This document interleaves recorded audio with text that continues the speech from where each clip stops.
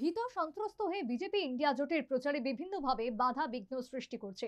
রাজনৈতিক মোকাবিলা ছেড়ে দিয়ে এখন প্রশাসনকে অপব্যবহার করে বাম কংগ্রেসকে রুখতে চাইছে শাসক দল।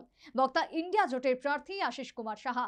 সেই সাথে তিনি বলেন, ষড়যন্ত্র করে ইন্ডিয়া প্রার্থীর জয় ঠেকানো যাবে না, আর এটাই মুড অফ ত্রিপুরা। আগামী 19 এপ্রিল প্রথম দফায় পশ্চিম ত্রিপুরা লোকসভা সাধারণ আসনে নির্বাচন অনুষ্ঠিত হতে চলেছে। এই আসনে শাসক দল বিজেপির বিরুদ্ধে প্রতিদ্বন্দ্বিতায় মুখোমুখি হয়েছে বাম কংগ্রেস 8 দলীয় ইন্ডিয়া জোটের কংগ্রেস প্রার্থী আশিস কুমার সাহা। সোমবার উদয়পুর শহরে ইন্ডিয়া জোট তাদের সাংগঠনিক শক্তি প্রদর্শন করল।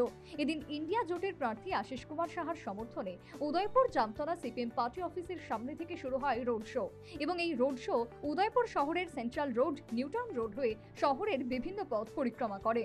বাম কংগ্রেসের এই নির্বাচনী কর্মসূচিতে প্রার্থী আশিস কুমার সাহা, প্রাক্তন মন্ত্রী রতন ভৌমিক, গোমতী জেলা কংগ্রেসের সভাপতি টিটন পাল, সিপিএম মহকুমা সম্পাদক দিলীপ দত্ত, সিপিএমএল রাজ্য কনভেনার দীপঙ্কর কর্মকার সহ নেতাকর্মী সমর্থকরা ঝান্ডা হাতে মিছিলে শামিল হয়। এদিন ইন্ডিয়া জোটের প্রার্থী আশিস কুমার সাহা বলেন, গণতন্ত্র বাঁচাতে, কর্মসংস্থান এবং মহিলাদের অধিকার রক্ষায় এই নির্বাচনী লড়াই। জনগণের আশীর্বাদ নিতে আজকের এই মিছিল। তিনি বলেন, যারা গণতন্ত্রের বিশ্বাসী নয় তাদের উপর ভালো কিছু আশা করা যায় না। একটা কর্মসূচি করতে গিয়ে আজকে প্রশাসন থেকে শুরু করে যারা এই অঞ্চলে শাসক গোষ্ঠীর কিরানকে পরিণত হয়েছে, তাদের কার্যকলাপে গণতান্ত্রিক যে ধ্যান ধারণা, যে ব্যবস্থাপনা, এটা বারে বারে ক্ষতিগ্রস্ত হচ্ছে এবং রাজনৈতিক দলের তাদের যে স্বাধীনতা, এই স্বাধীনতা খর্ব হয়েছে। আমরা সারা রাজ্য জুড়ে আমাদের যে 2টি আসনে নির্বাচন, এই নির্বাচনে এই ধরনের ঘটনা প্রতিদিন ঘটছে।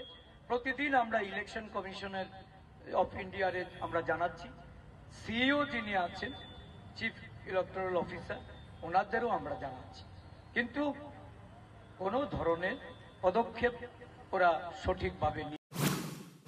কংগ্রেস প্রার্থীর অভিযোগ, বিজেপি সরকার দেশের গণতন্ত্রকে বিপজ্জনক স্থানে নিয়ে দাঁড় করিয়েছে। এখনো পর্যন্ত দেখা গেছে দিল্লির মুখ্যমন্ত্রী অরবিন্দ কেজরিওয়ালকে ইডি হাতে গ্রেপ্তার করা হয়েছে। তেজস্বী যাদবকে ইডি নোটিশ দিয়েছেন। কংগ্রেসের অ্যাকাউন্ট সিজ করে দেওয়া হয়েছে। ইডি এবং সিবিআই সারা দেশে দমন পীড়নের রাজনীতি চলছে, তাই গণতন্ত্র রক্ষা করার জন্য এই লড়াই বলে জানান তিনি। নির্বাচন ভারতবর্ষকে রক্ষা করা এবং জঘন্যতম সরকারকে ক্ষমতাচ্যুত করতে এই লড়াই।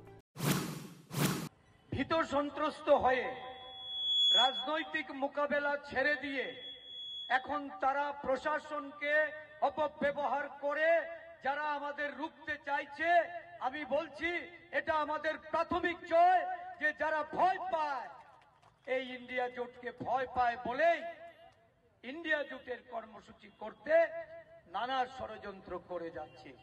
এই ষড়যন্ত্র করে এই রাজ্যে অন্তত আমাদের জয় ঠেকাতে পারবে না। মানুষ সিদ্ধান্ত নিয়েছে, mode of people of Tripura, এটা আমাদের পক্ষে। সেখানে আপনাদের সকলের ধৈর্য সংযম রাখতে হবে। যে ডিভোশন নিয়ে আপনারা রাস্তায় নেমেছেন। প্রসঙ্গত উল্লেখ্য, একসময় গোমতী জেলা ছিল বামেদের অপ্রতিরোধ্য সাংগঠনিক ঘাঁটি, কিন্তু 2018 সালের বিধানসভা নির্বাচনে বামেদের সেই ঘাঁটি খানিকটা দুর্বল হয়ে পড়ে। এরপর বামেরা তাদের একদা দুর্জয় ঘাঁটিতে এখনো পর্যন্ত কোমর সোজা করে দাঁড়াতে পারেনি, যার প্রমাণ 2023-এর বিধানসভা নির্বাচনী গোমতী জেলার 5টি বিধানসভা আসনের মধ্যে মাতাবাড়ি একটি আসনেও বাম প্রার্থীরা বিজয়ী হতে পারেনি। আর এই অবস্থায় আসন্ন লোকসভা নির্বাচনে ইন্ডিয়া জোটের প্রার্থী বাম কংগ্রেসের হারানো রাজনৈতিক জমি কতখানি ফেরত আনতে পারেন, তাই এখন দেখার। Bureau report, news vanguard.